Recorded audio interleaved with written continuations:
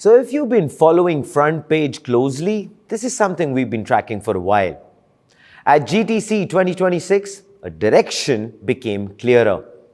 Jensen Huang just walked on stage and shared a number, $1 trillion in orders by 2027. Let that number settle in your head for a second. This is not about a sentiment, neither is it about valuations or what made markets believe. This is demand you can measure. Hardware being ordered, infrastructure being built, contracts already in place. Jensen looked the world straight in the eye and said, "This is a technology conference." Then, of course, he spent 2 hours proving it's actually the framework for the entire global economy. Before we talk about the trillion-dollar number, CUDA just turned 20. Let's just think about what we were all doing 20 years ago while NVIDIA was already building this. This achievement is difficult to replicate. AMD and Intel are still building competing parts. NVIDIA has moved further ahead. Its strength comes from a growing developer ecosystem, more developers, more tools, and faster breakthroughs, which in turn drives demand for more GPUs. The cycle reinforces itself. Talent, tools, and infrastructure increasingly cluster around one platform. This is, of course, no longer just about hardware. Clearly, a large part of the AI ecosystem now operates using NVIDIA's software and standards. And here is, of course, the pivot. Jensen is reframing the world. Data centers? That's old news. He's building AI factories. The product isn't software. The product is actually tokens, because tokens are the new currency. If you have more compute, you make more tokens. If you make more tokens, you make more money. Demand has grown 1 million-fold in just 2 years. The catch?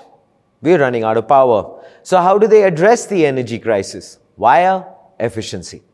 Blackwell is scaling, where a Rubin is the new queen of the rack, 10 times performance per watt. Then comes Kyber in 2027, vertical compute stacking, 144 GPUs in a single rack. It's like stacking skyscrapers instead of spreading it across the city.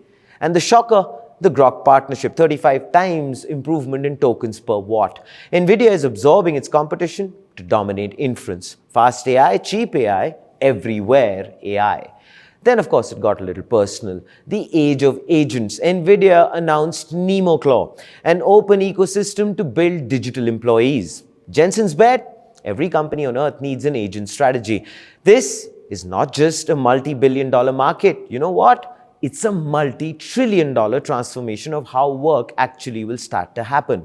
But AI isn't staying behind a screen. It's actually getting physical. NVIDIA and Uber, autonomous fleets, 28 cities, 4 continents, launching 2027. Nissan, BYD, Hyundai, they're all in. Jensen called it the ChatGPT moment for self-driving.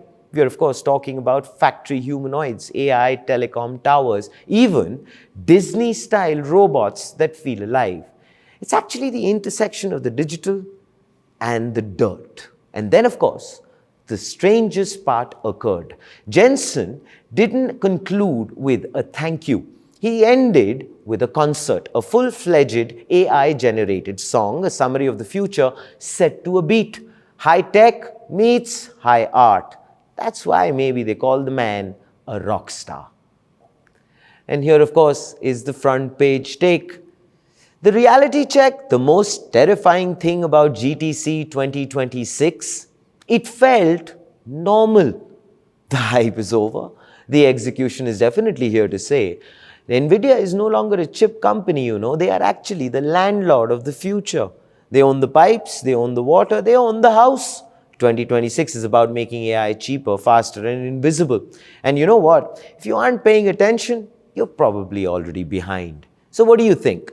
Is the trillion-dollar demand a bubble, or is Jensen just getting started? Do let us know in the comments below. This, ladies and gentlemen, is Front Page by the AIM Network. Like, share, subscribe, and always remember, think AI, think AIM.